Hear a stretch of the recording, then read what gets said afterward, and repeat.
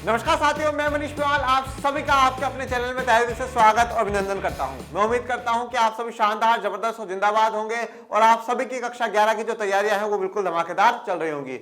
और इन्हीं धमाकेदार तैयारियों को और भी धांसू बनाने के लिए आज हम लोग पढ़ने जा रहे हैं कक्षा 11 की राजनीति विज्ञान पॉलिटिकल साइंस में राजनीतिक सिद्धांत पॉलिटिकल थ्योरी की किताब का अध्याय 1 राजनीतिक सिद्धांत एक परिचय इंट्रोडक्शन का चैप्टर पढ़ रहे हैं। और आज इसका है भैया वन शॉट, मतलब एक ही वीडियो में एक ही लेक्चर में पूरा चैप्टर कंप्लीट हो जाएगा। इसके डिटेल्ड लेक्चर्स भी यूट्यूब पर अवेलेबल है, पर आज एक वीडियो में 1-1.5 घंटे में हम इस पूरे चैप्टर को कंप्लीट कर देंगे। हर एक बात आपको समझ में आ जाएगी, सब कुछ इसका आपको क्लियर हो जाएगा। तो शुरू करते हैं हम हमारे वन शॉट को। और जैसा कि आप सभी को पता है, लर्न एंड शेयर आर्ट्स की एप्लीकेशन बन चुकी है।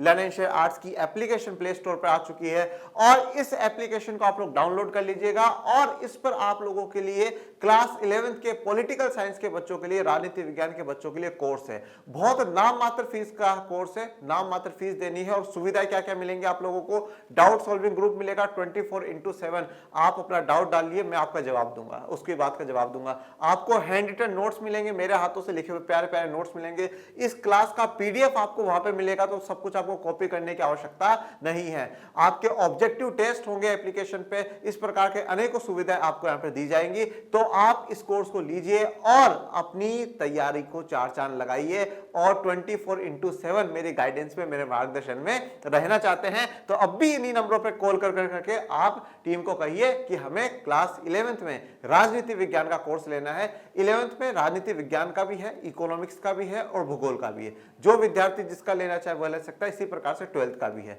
अगर 2 सब्जेक्ट का लेना चाहे तो दोनों का भी ले सकता है, तीनों का लेना चाहे तो तीनों का भी। पर जैसे अभी अपन पॉलिटी की बात कर रहे हैं, इसलिए मैं आपको पॉलिटी के बारे में बता रहा हूं। तो जो बिल्कुल भी ना भूले इस एप्लीकेशन को डाउनलोड करना और डाउनलोड करने के बाद इन 2 नंबरों पर कॉल करके कोर्स खरीदना। तो चलिए हम आज वन शॉट को शुरू करते हैं। और वन शॉट में हमें क्या क्या पढ़ना है, इस चैप्टर का परिचय जानेंगे, इंट्रोडक्शन इस चैप्टर के बारे में, इस बुक के बारे में, राजनीति क्या है ये चर्चा करेंगे, राजनीतिक सिद्धांत में हम क्या पढ़ते हैं ये बात देखेंगे, राजनीतिक सिद्धांत को व्यवहारों में किस प्रकार से उतारना है वो जानेंगे, और हमें राजनीतिक सिद्धांत क्यों पढ़ना चाहिए ये भी डिस्कस करेंगे।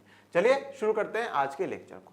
जब हम बात कर रहे हैं परिचय की या इंट्रोडक्शन की, इस किताब का नाम है राजनीतिक सिद्धांत, या जिसको हम लोग कहते हैं पॉलिटिकल थ्योरी।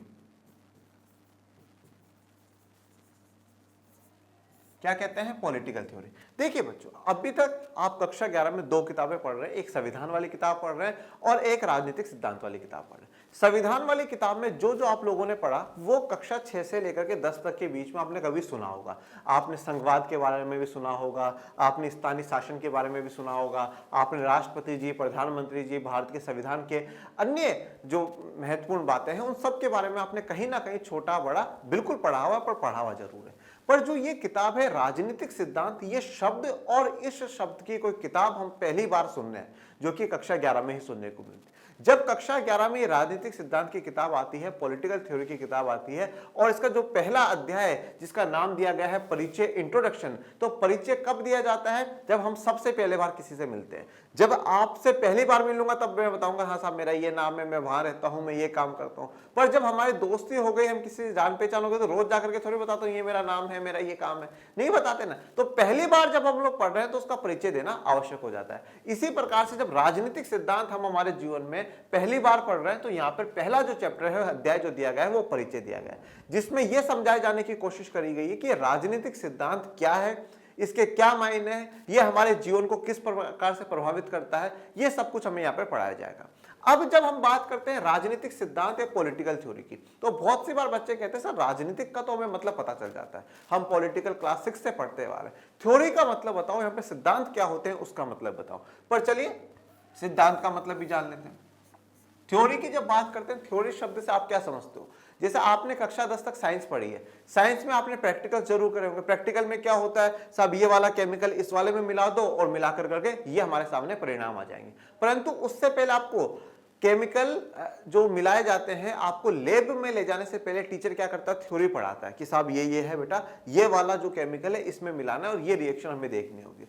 तो मतलब आप प्रैक्टिकल करने से पहले क्या है? थ्योरी करते हो। अभी कहते हो सर हाँ ये साइंस में तो बात है, पर हम पॉलिटिकल साइंस में किस प्रकार से थ्योरी को प्रैक्टिकल, थ्योरी मतलब हम आज जो कुछ पढ़ रहे हैं सब कुछ है, हमें उन सबको क्या है जीवन में भी तो अमल करना है। आज जैसे हमने मौलिक अधिकार पढ़े, तो मौलिक अधिकार हमने पढ़ लिया कि साहब मेरे पास ये मौलिक अधिकार। अब जब कभी मेरा या किसी का उल्लंघन हो उन मौलिक अधिकारों का, तो मैं उनको बता सकूं कि देख भाई तेरा ये मौलिक अधिकार था, इस बात का उल्लंघन हुआ, चल तू सुप्रीम कोर्ट जा, हाई कोर्ट जा। तो मतलब हमने उसका क्या करा, हमारे जीवन में उस चीज को उतारा है। तो यहां पर जब हम बात कर रहे हैं थ्योरी सिद्धांतों की, जो बात कर रहे हैं कि हाँ हमारी पूरा सोसाइटी जो समाज है इसमें अलग अलग जो विचार है उनको किस प्रकार से हम हमारे जीवन में उतारे। तो जब सिद्धांत की बात आती है, थ्योरी का मतलब किताब में सिद्धांत है, और सिद्धांत का मतलब क्या है, विचार है। बेटा आपने बहुत से लोगों के मुंह से सुना होगा कि साहब ये मेरे सिद्धांत है, जैसे कि चाहे मैं कितनी ही बजे सोऊं पर सुबह 5 बजे उठूंगा तो उठूंगा, ये मेरा सिद्धांत है। मैं इस प्रकार के तेल मिर्च मसाले के खाने नहीं खाता, ये मेरा सिद्धांत है। मैं कभी भी जीवन में झूठ नहीं बोलता, ये मेरा सिद्धांत है। कुछ लोगों के कुछ सिद्धांत होते हैं। इन सिद्धांतों को अगर आसान भाषा में मैं आपको समझा दूं तो मैं कहूंगा विचार है बेटा। अब विचार क्या, कौन सा आइडिया है गुरुजी? अब हम समाज में, सोसाइटी में रहते हैं, हम अलग अलग विचारों को देखते हैं। जैसे हम समानता के विचार के बारे में सुनते हैं। आपने सुना होगा बहुत से लोग देश में और पूरे विश्व में, अलग अलग विश्व के कोनों में ये डिमांड करते हैं कि हमें समानता चाहिए, हम समानता के हक के लिए लड़ाई लड़ रहे हैं। और जैसा कि आपने संविधान वाली किताब में पढ़ा कि भारत के संविधान के मौलिक अधिकारों में समानता का अधिकार दिया गया, अनुच्छेद 14 से 18 तक। तो ये समानता का अधिकार, समानता लोग मांग रहे हैं, ये बहुत सही बात है। बट समानता का अर्थ क्या होता है ये काफी लोगों को नहीं पता।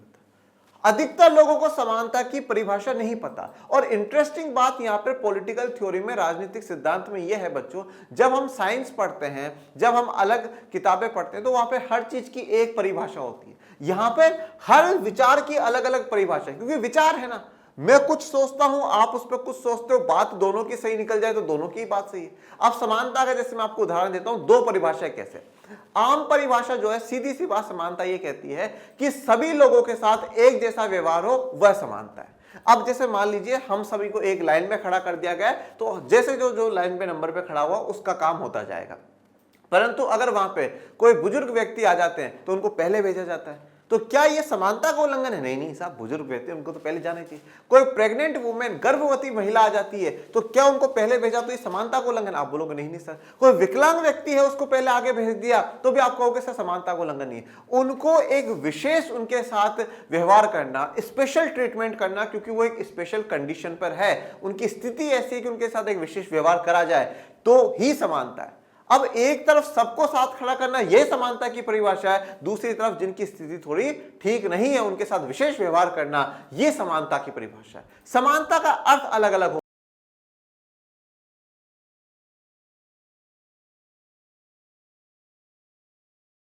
आप अपने घर पे कहते होंगे माई लाइफ माई रूल्स, मैं बड़ा हो चुका हूं, मुझे स्वतंत्र रहने दीजिए, मैं ये काम खुद कर सकता हूं, कर सकती हूं, मैं खुद डिसीजन ले सकता हूं, ले सकती हूं। तो स्वतंत्रता एक्चुअल में है क्या, क्या है इसका मीनिंग, वो हम लोग जानेंगे। समानता क्या है, स्वतंत्रता क्या है, नागरिकता क्या है, राष्ट्रवाद क्या है, ऐसी अनेकों विचारों पर हम इस किताब में पूरे में चर्चा करने जा रहे हैं। तो राजनीतिक सिद्धांत, पॉलिटिकल थ्योरी जो चर्चा करती है वो विचारों की चर्चा करती है, अलग अलग विचारों की चर्चा करती है। उन चर्चाओं को, उन विचारों को हम बड़े विस्तार से, विस्तृत में जाकर के इस किताब में पढ़ने वाले हैं। और ये किताब इतनी बेहतर किताब है, जीवन में इतनी अच्छी किताब है कि इस किताब को आपको पढ़ने के बाद आपको ये महसूस होगा कि मैं अगर किसी व्यक्ति के साथ व्यवहार कर रहा हूं तो वो सही है या गलत है। ये किताब आपको ये सिखाएगी। ये किताब समाज में जो घटनाएं घट रही है उनमें से कौन सी घटना सही है और कौन सी गलत है, इसका परख करना आपको सिखाएगी।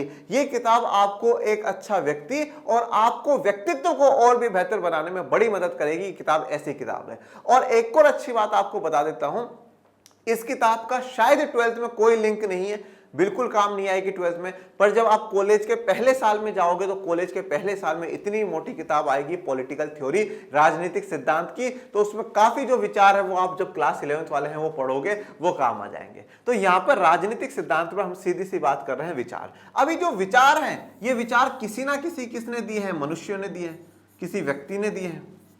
उसने बोला होगा कि हाँ भैया समानता तो ये होती है, फिर दूसरे ने बोला होगा ये समानता होती है। अभी जो मनुष्य हैं, मतलब आप और मैं हूं, अपन में कुछ दो बातें बड़ी यूनिक है, ठीक है, दो बातें बड़ी यूनिक है।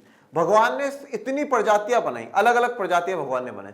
उन अलग अलग प्रजातियों में जो मानव की प्रजाति है, मनुष्य की प्रजाति है, ह्यूमन बीइंग की जो प्रजाति है, इस प्रजाति में दो गुण बड़े विशेष डाले हैं। वो दो गुण कौन से हैं? और वो जो दो गुण हैं, वो दो गुण हमें अद्वितीय बनाते हैं, यूनिक बनाते हैं। वो दो गुण कौन से? आइए देखते हैं। मनुष्य दो मामलों में अद्वितीय है। अद्वितीय का मतलब क्या होता है? यूनिक है बेटा, मतलब वो पूरा दुनिया में सबसे हटकर करके है। तो हम जो मनुष्य है ना, हम दो मामलों में, दो बातों में भगवान ने हमें सबसे अलग बनाया है। हर प्रजाति जो है उन प्रजाति से अलग बनाया है, यूनिक बनाया है। वो दो कौन कौन से? पहला है बच्चों विवेक। विवेक का मतलब क्या होता है? सोचने समझने की क्षमता है अपन लोगों में, हम सोच समझ सकते हैं। आज आप कहीं जा रहे हैं, आपको पता है वहां आगे पत्थर पड़ा है, मुझे उस पत्थर से बचकर करके निकलना है। ये आपकी क्या है? सोचने की क्षमता है कि नहीं साहब मैं पत्थर से टकराऊंगा, मैं गिर जाऊंगा, मेरे लग जाएगी। ये आपकी सोचने समझने की क्षमता थी। मुझे ये वाला सब्जेक्ट लेना है और यही बनना है, ये आपकी सोचने समझने की क्षमता थी। तो मनुष्य में क्या है? सोचने समझने की क्षमता है, हम सोच सकते हैं। हम अपनी बात को, जो कुछ कह रहा है उस बात पर विचार कर सकते हैं कि जो बोल रहा है वो सही बोल रहा है या गलत बोल रहा है। हमें विवेक करने की, हमें सोचने समझने की क्षमता है, जो कि दूसरे में नहीं। हमारे पास ऐसा मस्तिष्क है, हम कुछ भी कर सकते हैं। इसीलिए तो कोई कहता है कि भगवान ने आपको इंसान बना दिया, बस उसके बाद आप भगवान से कुछ ही मत मांगो, क्योंकि इंसान के लिए कुछ भी इम्पॉसिबल नहीं है। नथिंग इम्पॉसिबल, कुछ भी कर सकता है, क्योंकि उसके पास सोचने समझने के लिए बुद्धि है, और वो बुद्धि का विकास कर करके, वो सोच समझ कर करके कुछ भी कर सकता है। तो सबसे पहली तो बात जो है वो विवेक की है कि हम सोच समझ सकते हैं। जैसे ये बच्ची है, ये सोच रही है कि क्या पढ़ रही हूँ, क्या पढ़ रही हूँ, ऐसा। अब चलो आपने सोच लिया, अब मैंने सोच लिया मुझे ऐसा करना चाहिए, ऐसा करना चाहिए, ऐसा करना चाहिए, पर मैं अगर वो किसी को नहीं बता पाऊं कि मैं ये करना चाहता हूं, तो क्या सही है? क्या सोचा हो कुछ काम का है क्या? नहीं। तो वो कैसा होगा? दूसरी ताकत हमें क्या दी भगवान ने? व्यक्त करने की योग्यता। मतलब जो मैं सोच रहा हूं, जो चीज मैंने विवेक करी है, उसको मैं व्यक्त कर सकूं, एक्सप्रेस कर सकूं, मैं बता सकूं। और बताऊंगा किसके द्वारा? भाषा के द्वारा, लैंग्वेज के द्वारा। अपनी सबकी भाषा होती है, कोई हिंदी बोलता है, कोई मलयालम बोलता है, कोई कन्नड़ बोलता है, तमिल बोलता है, उड़िया बोलता है, अलग अलग भाषाएं बोलते हैं, इंग्लिश बोलता है, ठीक है। तो इन भाषाओं में हम हमारे जो विचार होते हैं, उन विचारों को क्या कर सकते हैं? व्यक्त कर सकते हैं। जैसे कि हम सोचते हैं कि भैया ये काम ऐसा होना चाहिए। जैसे अपन कहते हैं कि हमारे घर के बाहर सड़क बन जाए, ये विकास है। तो मेरा जो मैंने सोचा कि घर के बाहर सड़क बन जाए, ये विकास है, तो ये मैंने व्यक्त करके बताया। कोई सोचे कि यार हॉस्पिटल बन जाए, तो वह विकास है, उसने सोचा था पहले, फिर वो व्यक्त किसमें? भाषा में व्यक्त करके बताया। अब भाषा तो बाकी लोगों की भी होती है, जानवरों की भी होती है, औरों की भी होती है, पर पूरी व्यवस्थित तरीके से जो भाषा है वो मनुष्यों की है। तो भगवान ने हमें दो तरीकों से यूनिक बनाया। पहला, हमें सोचने की क्षमता दी है, और दूसरा, जो हमने सोचा है उसको व्यक्त करने की, उसको सामने वाले व्यक्ति को समझाने की क्षमता दी है, मतलब भाषा हमें दी है। जैसे यहाँ पे ये दीदी बोल रही है, स्पीक कर रही है कि हाँ भैया मेरी बात सुनिए, मैं अपने विचार रखना चाहती हूं। भावना और आकांक्षा को व्यक्त कर सकता है। हमारी क्या भावना है, हम किसी के प्रति क्या सोचते हैं, हमारे भाव क्या है, ठीक है। जैसे अब आप लोग क्या है, अब आप कमेंट बॉक्स में लिख करके बताते हो, अपनी भावनाएं लिखते हो, सर हमें लेक्चर बहुत अच्छा लगा, सर ऐसा लगा, वो लगा, या आप क्या अपनी भावनाएं लिख करके बताते हो, मतलब भाषा का प्रयोग करो ना, हिंदी में लिख रहा हूं, हाँ सर हमें बहुत अच्छा लगा। अब देखो, व्यक्त करने का, जब हम, जैसे आपको पता है कि हमारा संविधान ने हमें अभिव्यक्ति की आजादी दी, अभिव्यक्ति की आजादी दी। व्यक्त या अभिव्यक्ति का मतलब क्या होता है कि आप किसी भी प्रकार से उस बात को रख सकते हो। जैसे मैं मान लो मैं यहाँ पे किसी प्रकार की ड्राइंग बना लूं, आप उससे कोई चीज समझ जाओ, तो वो भी क्या हो गया? व्यक्त करना हो गया। मैं हिंदी में, इंग्लिश में लिख करके छोड़ दूं, तो उससे भी आप समझ जाओगे, तो वो भी व्यक्त हो गया। तो इसी प्रकार से क्या करते हो, आप भी कमेंट बॉक्स में अपनी भावनाएं लिख करके बताते हो, भाषा का प्रयोग कर ही रहे हैं अपन लोग वहां पे। आकांक्षाओं को व्यक्त करते हो। भावना तो क्या होती है? हमारी एक प्रकार से फीलिंग होती है कि हम कैसा महसूस कर रहे हैं। आकांक्षा क्या है? हमारी इच्छा है। जैसे आप लोग कहते हो कि सर ऐसा होना चाहिए, सर ऐसा होना चाहिए, सर ये मिलना चाहिए, तो आपने अपनी आकांक्षा है वो भी बताइए। तो हम जो लोग हैं, हम हमारी भावनाएं और आकांक्षाएं व्यक्त कर सकते हैं, किससे? भाषा के माध्यम से। तो हमें भगवान ने दो कारणों के कारण बड़ा विशेष बनाया है। पहला, हमारे पास हमें विवेक दिया, सोचने समझने की क्षमता दी, और दूसरा, हमें उन विचारों को व्यक्त करने की योग्यता दी, ताकत दी, वो थी भाषा। उस भाषा के माध्यम से हम हमारे भाव, हमारी भावनाओं को और हमारी आकांक्षा मतलब हमारी इच्छाओं को व्यक्त कर सकते हैं कि हम क्या चाहते हैं, हम क्या सोच रहे हैं। राजनीतिक सिद्धांत की जड़ें मानव अस्मिता के इन जुड़वा पहलुओं में होती है। देखिए, एक एक चीज को समझे। पहली बात क्या बोली? जुड़वा पहलू। जुड़वा पहलू का मतलब क्या? जुड़वा का मतलब क्या होता है? जो दोनों एक जैसे दिखते हो। यहां पर विवेक को और भाषा को दोनों को जुड़वा बोला गया है, मतलब एक साथ है, वो दोनों एक दूसरे पर निर्भर है। कैसे है भैया? अब मैंने सोचा है, और अगर मैं बोल ना पाऊं तो फिर भैया किस मतलब? और मैंने बोल तो लेता हूं पर मैं कुछ सोचता नहीं हूं, तो फिर वो क्या मतलब, फिर बोलूंगा क्या, सोचा ही नहीं है। तो दोनों जुड़वा है ना, दोनों एक दूसरे पर निर्भर है। तो ये जो राजनीतिक सिद्धांत की जड़ें है ना, ये राजनीतिक सिद्धांत की शुरुआत कहां से हुई, इसकी जो जड़ें अगर आप देखोगे कहां तक गई हुई, ये मानव अस्मिता, मतलब मानव अस्मिता का मतलब क्या है, हमारा ये जो एग्जिस्टेंस है, हमारा मानव का जो पूरा निर्भरता है, मानव जो बना हुआ है, उसकी जो एग्जिस्टेंस है इन जुड़वा पहलुओं में, मतलब हम मानव विवेक और भाषा के कारण ही आज आप देखिए ना, आज हम कहां से कहां पहुंच गए। आप सोचिए, एक दौड़ के बारे में सोचिए, जब ब्लैक बोर्ड पे पढ़ा करते थे उससे पहले पढ़ा, आज हम लोग स्मार्ट बोर्ड पे पहुंच गए। ये हमारे सोचने समझने की क्षमता ही तो है कि हमने इतनी टेक्नोलॉजी विकसित कर ली, आज हर बीमारियों के इलाज हो जाते हैं। आज आप भारत के किसी दूसरे कोने में बैठे हैं और मैं भारत के किसी दूसरे कोने में खड़ा होकर के आपको पढ़ा रहा हूं, ये टेक्नोलॉजी की देन है, ये तकनीक की देन है। और तकनीक कहां से आई, हमारे दिमाग से आई, हमने सोची है कि हाँ ऐसा हो सकता है, ये पॉसिबल है। हाँ ये बात भी सही है कि इस दिमाग ने बड़े झगड़े भी करवाए हैं, बड़े बंटवारे भी कराए हैं समाज में, देश में, विश्व में, इस प्रकार के, परंतु हमें सोचने की क्षमता मिली और सोचने की क्षमता से हम कहां से कहां तक पहुंच सकते हैं। तो ये मानव अस्मिता के जुड़वा पहलुओं में ही राजनीतिक सिद्धांत की जड़ें छुपी हुई। मतलब अगर राजनीतिक सिद्धांत की जड़ों की शुरुआत होती है वो विवेक से और भाषा से ही होती है। क्यों? क्योंकि पहले किसी ने सोचा और फिर बाद में वही बातें उसने पूरी दुनिया को भाषा के द्वारा बताई, एक्सप्लेन करी, और फिर पूरी दुनिया ने उनको मानना शुरू करा। कुछ खास बुनियादी प्रश्नों का विश्लेषण करता है। अब जब यहां पर मानव अस्मिता की हम बात करते हैं, ये जो दो जुड़वा पहलू है इनकी बात करते हैं, तो ये कुछ खास बुनियादी जो प्रश्न है उनका विश्लेषण करता है। कुछ प्रश्न हमारे दिमाग में आते हैं, जैसे एक क्वेश्चन मार्क यहाँ पे दिखाया गया है, ये कुछ क्वेश्चंस हमारे दिमाग में आते हैं, उनका विश्लेषण करता है। विश्लेषण का मतलब क्या होता है, एनालिसिस करना बच्चों। जैसे कि आज आप टेस्ट देकर के आओ, आपके 10 में से 6 मार्क्स आए, अब आप सोचो कि मेरे 4 कटे तो कटे क्यों, और 6 नंबर मुझे मैम ने दिए तो इनके लिए दिए हैं, मतलब ये मेरे काम बिल्कुल सही है, यहां मैंने आंसर सही लिखा, 4 कटे तो वो क्यों कटे। ओके, तो विश्लेषण का मतलब हो जाता है हम एनालिसिस करें। तो यहाँ पे कुछ बुनियादी प्रश्न है, ऐसे प्रश्न है जिनका आंसर हमें पता ही होना चाहिए, उनका विश्लेषण करने में राजनीतिक सिद्धांत बड़ी भूमिका निभाता है। क्या क्या प्रश्न है? जैसे सबसे पहला, समाज को कैसे संगठित होना चाहिए। अब आज हम सुनते हैं यहाँ पे समाज, ये कोई जाति वाला या धर्म वाला, कोई वर्ग वाला समाज नहीं है। समाज मतलब मानव समाज। तो ये मानव समाज को संगठित कैसे होना चाहिए। अब आपने बचपन से सुना होगा कि संगठन में शक्ति है, ठीक है, एक रहेंगे, एकजुट रहेंगे तो मजबूत बनेंगे, पर ये संगठित हो तो हो कैसे, पूरे एक मानव समाज को संगठित होना कैसे चाहिए, ये हमें राजनीतिक सिद्धांत में पता चलता है। हमें सरकार की जरूरत क्यों है। अब आप सभी सुनते हो सरकार सरकार, सरकार ने ये कर दिया, कोई कहेगा सरकार बहुत अच्छी है, कोई कहेगा सरकार बहुत बुरी है, पर सबसे पहला बेसिक सवाल तो ये आता है कि हमें हमारे देश को या पूरे विश्व में अलग अलग देशों को, अपने देशों को चलाने के लिए सरकार की आवश्यकता क्यों है। Why we need government? हमें गवर्नमेंट की जरूरत क्यों पड़ती है। तो ये सवाल का जवाब यहां मिलता है। तीसरा, सरकार का सर्वश्रेष्ठ रूप कौन सा है। अब सरकार अलग अलग प्रकार से चुनी जा सकती है, ठीक है, अब अलग अलग प्रकार से सरकारें चुनी जा सकती है, तो सरकार का सर्वश्रेष्ठ रूप कौन सा है, सबसे बेस्ट जो तरीका है सरकार का वो कौन सा है, वो यहां पर हमें पता चलता है। क्या कानून हमारी आजादी को सीमित करता है। अब देखिए, एक तरफ कहा जाता है हम आजाद हैं, दूसरी तरफ कानून क्या करता है, हम पर रोक लगा देते हैं। जैसे कहा जाता है हम आजाद हैं, पर जब मैं गाड़ी पे 3 लोगों को बिठा करके बिना हेलमेट के गाड़ी चलाऊंगा तो पुलिस वाले मुझे रोक लेंगे, ओ भाई इधर आ जा, इधर चल, चालान कटेगा तेरा। तो ये क्या कानून ने मेरी आजादी को रोका है क्या, रोक टोक करी है क्या कानून ने मेरी आजादी को। तो क्या कानून हमारी आजादी को सीमित करता है, कम करता है, रोकता है, या कानून हमारी आजादी को इस प्रकार से संरक्षित करता है कि हमारी भी आजादी और दूसरे व्यक्ति की भी आजादी बनी रहे। तो क्या है ये बात, ये देखेंगे। राज्य सत्ता की अपने नागरिकों के प्रति क्या देनदारी है। राज्य सत्ता मतलब सीधी सी बात, जो सरकार है उस सरकार की अपने नागरिकों के प्रति क्या देनदारी होती है, मतलब सरकार अपने नागरिकों के लिए क्या क्या करे, उनको क्या क्या दे, क्या क्या सुविधा उनके लिए होनी चाहिए। मतलब सीधा सा हम यह कह सकते हैं कि सरकार के अपने नागरिकों, अपनी प्रजा, अपनी जनता के प्रति क्या दायित्व है, क्या ड्यूटीज हैं, वो भी हमें यही पता चलता है। नागरिक के रूप में एक दूसरे के प्रति हमारी क्या देनदारी है। अब सरकार के क्या कर्तव्य हैं हमारे प्रति, ये तो यहां भी ये भी पता चलता है। इसके अलावा एक व्यक्ति के, एक नागरिक के देश के दूसरे नागरिक के प्रति क्या कर्तव्य है, मुझे दूसरे व्यक्ति के लिए क्या करना चाहिए, मुझे मेरे देश के लिए क्या करना चाहिए, मैं क्या कर सकता हूं क्या नहीं। ये जो देनदारी है एक नागरिक के दूसरे के प्रति, इन ऐसे सवालों के जवाब हमें राजनीतिक सिद्धांत देता है। ऐसे सवालों का विश्लेषण करता है कि समाज कैसे संगठित हो, सरकार की कैसे क्या जरूरत है, कौन सा रूप सर्वश्रेष्ठ है, सरकार बढ़िया होगी, क्या उसकी देनदारी हमारे लिए, हमारी क्या देनदारी है। ऐसे सवालों के जवाब हमें ये राजनीतिक सिद्धांत में, पॉलिटिकल थ्योरी की किताब में देखने को मिलते हैं।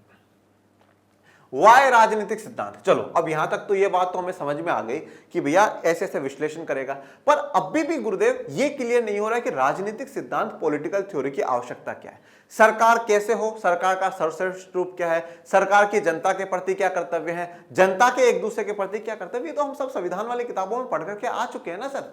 कहां दिक्कत है, हमें पता है कि हमारे ये 11 कर्तव्य हमें करने हैं, सरकार को क्या क्या करना है, मौलिक अधिकार बता रहे हैं, ये सरकार बिल्कुल हनन नहीं कर सकती, सब कुछ क्लियर है, फिर ये राजनीतिक सिद्धांत की जरूरत क्यों है। पहली बात तो ये सुनो, जो संविधान बना है ये संविधान भी अलग अलग विचारों से मिलकर के बना है। जैसे संविधान की आप उद्देश्य का जब पढ़ते हो, प्रस्तावना आप पढ़ते हो, तो उसमें आप लोकतांत्रिक, गणराज्य, समानता, न्याय, स्वतंत्रता, बंधुत्व ऐसे शब्दों का प्रयोग करते हो। तो ये स्वतंत्रता कहां से आ रही है, ये समानता कहां से आ रही है, किसके विचार थे, उन विचारों से मिलकर के बनी है। मतलब राजनीतिक सिद्धांत पहले का है, पहले उन विचार वो निकले और फिर उन विचारों से मिल मिल करके विश्व के अलग अलग देशों के संविधान बने। तो इसलिए हमें इस राजनीतिक सिद्धांत को जानना तो पड़ेगा ना, वाई राजनीतिक सिद्धांत हम क्यों पढ़े, और राजनीतिक सिद्धांत को पढ़ना है हमें दिमाग में एंट्रेंस देनी है। तो आइए जानते हैं कि राजनीतिक सिद्धांत क्यों पढ़ना चाहिए। नागरिकों को राजनीतिक प्रश्नों के बारे में तर्क संगत ढंग से सोचने और सामयिक राजनीतिक घटनाओं को सही तरीके से आंकने को प्रशिक्षण देना। सबसे इंपॉर्टेंट बात क्या है, क्यों हमें राजनीतिक सिद्धांत पॉलिटिकल थ्योरी पढ़नी चाहिए।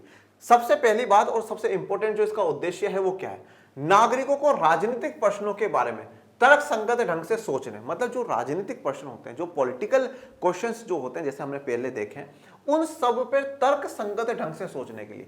ढंग से, तर्क संगत ढंग का मतलब क्या होता है, तर्क का मतलब क्या होता है, आइडिया, एक आइडिया के साथ, एक लॉजिक के साथ सोचने के लिए। ठीक है, आज जैसे आज मैं कहूं कि मैं यहां से 10 किलोमीटर दूर रहता हूं और मैंने किसी को फोन पे बोला मैं यहां खड़ा हूं, अरे भाई 1 मिनट में पहुंच रहा हूं तो क्या ये लॉजिक है कि मैं 1 मिनट में 10 किलोमीटर पहुंच जाऊंगा? हाँ, बिल्कुल भी पॉसिबल नहीं है। तो अगर मैं कहूंगा हाँ साहब मैं 1 मिनट में वहां पहुंच रहा हूं, पॉसिबल नहीं है। तो ये तर्क संगत वाली बात नहीं, पर मैं ये कहूं कि हाँ भाई मैं 20 मिनट में वहां पहुंचता हूं, तो हाँ पॉसिबल है कि 20 का 21 हो जाए, 19 हो जाए, मैं पहुंच जाऊंगा। तो हमें क्या है, लॉजिकल तरीके से। आज कोई बोले ये साहब मुझे आप बस 1 दिन के लिए इस पद पे बिठा दो, मैं सब कुछ ही बदल दूंगा, सब कुछ चेंज कर दूंगा, पॉसिबल है क्या? नहीं। तो हमें राजनीतिक जो प्रश्न है उनके बारे में तर्क संगत ढंग से सोचने के लिए, एक लॉजिक के साथ, एक आइडिया के साथ सोचने का जो प्रशिक्षण का मतलब ट्रेनिंग, हमें इसकी ट्रेनिंग देती है राजनीतिक सिद्धांत। मतलब सीधी सी बात है कि हम किसी भी मुद्दे पे किस प्रकार से सोचे, बेहतर तरीके से, अच्छे तरीके से किस प्रकार से सोचे, ये हमें राजनीतिक सिद्धांत सिखाता है। उसके अलावा सामयिक राजनीतिक घटनाएं, जो हाल फिलहाल में जो घटनाएं होती हैं देश में, विश्व में, इन घटनाओं के बारे में किस प्रकार से हमें सोचना चाहिए, उनको किस प्रकार से आंकना, आंकने का मतलब उनका किस प्रकार से विश्लेषण करना चाहिए, इस चीज की भी ट्रेनिंग हमें राजनीतिक सिद्धांत पर मिलती है। मतलब सीधी सी बात यह है, राजनीतिक सिद्धांत एक आपको तर्क संगत ढंग से सोचने और सभी घटनाओं को सही प्रकार से आंकने, विश्लेषण करने का प्रशिक्षण देता है, ट्रेनिंग देता है। मतलब राजनीतिक सिद्धांत आपको यह सिखा रहा है कि किसी भी मुद्दे पे किस प्रकार के विचार होने चाहिए, किस प्रकार से स्थितियों को सुधारा जा सकता है, यह हमें राजनीतिक सिद्धांत सिखाता है। अब देखिए, स्वतंत्रता, समानता और न्याय, इन विचारों को हम बहुत बार सुनते हैं। हमने संविधान की किताब में बार बार में स्वतंत्रता की चर्चा करी, समानता की चर्चा करी, न्याय की चर्चा करी। अब ये स्वतंत्रता क्या है, ये स्वतंत्रता, इसकी परिभाषा क्या है, ये हम लोग राजनीतिक सिद्धांत हमें बताता है। ये ऐसे शब्द हैं जो हमारे देश के संविधान में लिखे गए हैं, ये ऐसे शब्द हैं जिनका हम रोजमर्रा जीवन में प्रयोग करते हैं, ये ऐसे शब्द हैं जिसमें बड़ी बड़ी क्रांतियां, फ्रांसीसी क्रांति हुई थी 1789 में, उसमें क्या था मूल नारा, स्वतंत्रता की बात हुई, बंधुत्व की बात हुई है, समानता की बात हुई है। तो स्वतंत्रता, समानता, न्याय क्या है, ये जो विचार है, ये विचार हमें राजनीतिक सिद्धांत समझाता है कि भैया स्वतंत्रता का अर्थ क्या है, समानता का अर्थ क्या है, न्याय का अर्थ क्या है। अभी तक मैं आपको गारंटी के साथ कहता हूं, आपको इनको एग्जैक्ट मतलब आपको नहीं पता होगा, पर जब ये पूरी किताब कंप्लीट हो जाएगी, जब आपको इसके पूरे अर्थ अच्छे से आ जाएंगे। ये अतीत और वर्तमान के कुछ प्रमुख राजनीतिक चिंतक हो। देखो अब जैसे है ना, आज मैं कह दूं कि भैया ये चीज न्याय है और ये चीज अन्याय है, भाई मैं कौन, क्यों कोई मेरी बात माने, ये न्याय ये अन्याय नहीं। तो इसलिए अगर कोई भी कह रहा हूं, हर कोई की नहीं मान रहे। स्वतंत्रता के ऊपर जो बड़े बड़े राजनीतिक चिंतक, ये राजनीतिक चिंतक कौन है, जिन्होंने बड़ा उन पर अध्ययन करा, खूब बहुत अध्ययन करा है, उस पर सोचा है, समझा है, विचार करा है कि हाँ भैया ये चीज सही हो सकती है, गलत हो सकती है। बड़ी बड़ी किताबें लिखी है, मोटी मोटी किताबें लिखी है, उन किताबों को पूरे विश्व में सराहा गया है, लोगों ने पढ़ा है। आप ध्यान रखिए, 1789 में जब फ्रांस में क्रांति हुई है, तो वहां पे कुछ किताबें लिखी गई थी बड़े बड़े विचारकों के द्वारा। जैसे एक व्यक्ति है रूसो, उस रूसों के द्वारा किताबें लिखी गई और उन रूसों की किताबों को पढ़ कर करके वहां फ्रांस के लोगों में ये बात आई कि हाँ सही बात है, हम राजा के गुलाम बनकर के क्यों रहे। तो उन किताबों से लोगों ने प्रेरणा ली और समझा कि हाँ बात तो सही है, हर व्यक्ति के पास बराबर का अधिकार होना चाहिए। तो मतलब हम उन चीजों को मानने लगे। वो विचार उन्होंने, अब उन चिंतकों ने बड़ी चिंता करके बड़ा सोचा, चिंतन करा, चिंता नहीं चिंतन करा, सोच विचार करा और फिर उन्होंने इस सिद्धांत की पूरी बात बताई, साहब ये चीज ये होती है और इसका ये फायदा है, ये बात है। तो स्वतंत्रता के ऊपर जिन राजनीतिक चिंतकों ने अपने विचार रखे उनको हम पढ़ेंगे। समानता पे क्या हुआ है, न्याय पे क्या हुआ है, अतीत में क्या कहा गया है और वर्तमान की जो कुछ प्रमुख आज के मौजूदा दौर में जो राजनीतिक चिंतक है वो क्या कहते हैं। क्या स्थितियां बदली है, क्या जो पहले न्याय था आज भी वही न्याय है, क्या पहले के भाव में समानता थी वही आज है। तो हम ऐसे अनेकों राजनीतिक चिंतकों की चर्चा यहाँ पे करेंगे और उनके नाम ले लेकर के पढ़ेंगे कि साहब इन्होंने स्वतंत्रता के लिए ये कहा था, इन्होंने स्वतंत्रता के लिए ये कहा, इनकी नजर में न्याय ये था, इनकी नजर में न्याय ये था, इनकी नजर में समानता ये थी, इनकी नजर में समानता ये थी। यहाँ पर इस किताब में आप पढ़ेंगे, सुकरात के बारे में पढ़ेंगे, आप प्लेटो के बारे में पढ़ेंगे, आप महात्मा गांधी के बारे में पढ़ेंगे, आप कौटिल्य के बारे में पढ़ेंगे, आप बाबा साहब अंबेडकर के बारे में पढ़ेंगे। ऐसे अनेकों राजनीतिक चिंतक हैं जिनके बार बार में जिक्र आएगा और उन्हीं के विचारों से हम इन विचारों को समझेंगे। संस्थाओं में स्वतंत्रता या समानता के विस्तार की वास्तविकता की परख भी करता है। अब देखिए संस्थाओं मतलब हम देखिए जैसे हम विद्यालय जाते हैं, हम ऑफिस आते हैं, हम देश में अलग अलग कोनों में रहते हैं, तो देखिए हर जगह स्वतंत्रता और समानता की विस्तार की वास्तविकता की परख। क्या सच में आज हर जगह स्वतंत्रता है? क्या सच में हर जगह समानता है? या आज भी किसी को किसी आधार पर भेदभाव देखना पड़ रहा है क्या? या सच में जो हमने समानता के सिद्धांत तय करे हैं उन पे सब मानने लगे हैं क्या? क्या हर व्यक्ति को स्वतंत्रता मिल चुकी है क्या? तो ये जो स्वतंत्रता समानता की जो वास्तविकता है, जो रियलिटी क्या है, उस रियलिटी की परख होती है, उसकी रियलिटी की जांच होती है। उस रियलिटी के बारे में पता चलता है कि हाँ भाई सच में अभी भी हम स्वतंत्रता से दूर हैं या स्वतंत्रता को हमने हासिल कर लिया, अभी भी हम समानता से दूर हैं या हमने पूर्ण समानता को हासिल कर लिया। तो जो परख है, जैसे अब मैं आपको एक उदाहरण देता हूं। आज कोई बच्चा होगा जो कहता होगा अरे सर मैंने बहुत पढ़ लिया, मैंने पूरा कोर्स कर लिया, वो कर लिया, ये कर लिया। अब उसकी परख कब होती है, उसकी जांच कब होती है? जब एग्जाम होता है। अब एग्जाम में खराब नंबर आए तो लोग क्या बोले, अरे यार तूने तो कहता तो तूने बहुत पढ़ लिया। और कुछ लोग ऐसे होते हैं, दोस्त पूछता है भाई अरे भाई मैंने कहाँ पढ़ा यार, दोस्त ने पूछा ये पढ़ लिया, अरे भाई मैंने कहाँ पढ़ लिया। फिर पता चला एग्जाम में 100 में से 98 आ रहे, 99 आ रहे, 100 आ रहे। फिर उसका दोस्त आके कहता है अरे भाई तूने तो पढ़ा ही नहीं था। अरे यार पढ़ा तो नहीं था पर पता नहीं ये आंसर तो मेरे मन से लिखे थे, कैसे आंसर आ गया। तो जो परख हो रही है वो कब हो रही है? एग्जाम में हो रही है। तो इसी प्रकार से अनेक जो संस्था हैं, उन संस्थाओं में क्या सच में स्वतंत्रता है, क्या समानता है, उनकी वास्तविकता क्या है, उनकी रियलिटी जो है वो हमें राजनीतिक सिद्धांत में परख करने का अवसर मिलता है।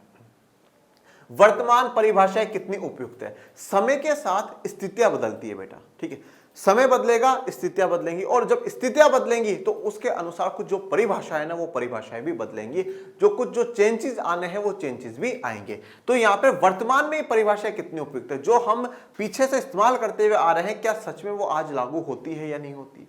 क्या सच में उनका आज होना यूजफुल है या नहीं है? तो वर्तमान में वो कितनी सही है कितनी गलत है हम वो भी जानेंगे। मतलब राजनीतिक सिद्धांत एक ऐसा विषय है जो आपको भूतकाल में जो लोगों ने बात कही है वो भी बताएगा, वर्तमान में उनकी क्या स्थिति है उसको भी देखेगा, और उनसे भविष्य हमारा कैसा है वो भी देखेगा। मतलब ये एक ऐसा विषय है जहां पर आप इतिहास पास्ट भी पढ़ोगे, प्रेजेंट भी पढ़ोगे और फ्यूचर के बारे में भी सोच सकोगे। तो ये कारण है जिसके कारण हमें राजनीतिक सिद्धांत हम पढ़ते हैं कि हम लोग जो नागरिक हैं वो तर्क संगत ढंग से अच्छे तरीके से हम लोग सोच सके। जो अलग अलग विचार है, स्वतंत्रता, समानता, न्याय है, उनमें अलग अलग राजनीतिक चिंतकों के विचारों को पढ़ सके, और हमारी जो संस्था है उनमें स्वतंत्रता समानता की वास्तविकता की परख कर सके, और आज वर्तमान में वो परिभाषा कितनी उपयुक्त है कितनी सही है वो हम लोग जांच कर सके। अब सबसे बड़ा सवाल, राजनीति क्या है? What is politics? अब अगर आपसे कोई पूछे राजनीति क्या है, अब हमने राजनीति का अर्थ क्या कर दिया, जहां पर भी कुछ भी गलत काम होता हो हमने राजनीति कह दी। आज मैं और मेरा दोस्त एक क्लास में बैठ करके पढ़ते हैं, पर मेरा जो दोस्त है वो टीचर का बड़ा फेवरेट है, बड़ा क्लोज स्टूडेंट है, और हमारी क्लास में मॉनिटर बनाने की बात आई, डिजर्व मैं करता था, अच्छा बच्चा मैं था, पर उन्होंने, वो बच्चा उनका खास था इसलिए उन्होंने उसको बना दिया। ये क्या हुई है? पॉलिटिक्स हुई है।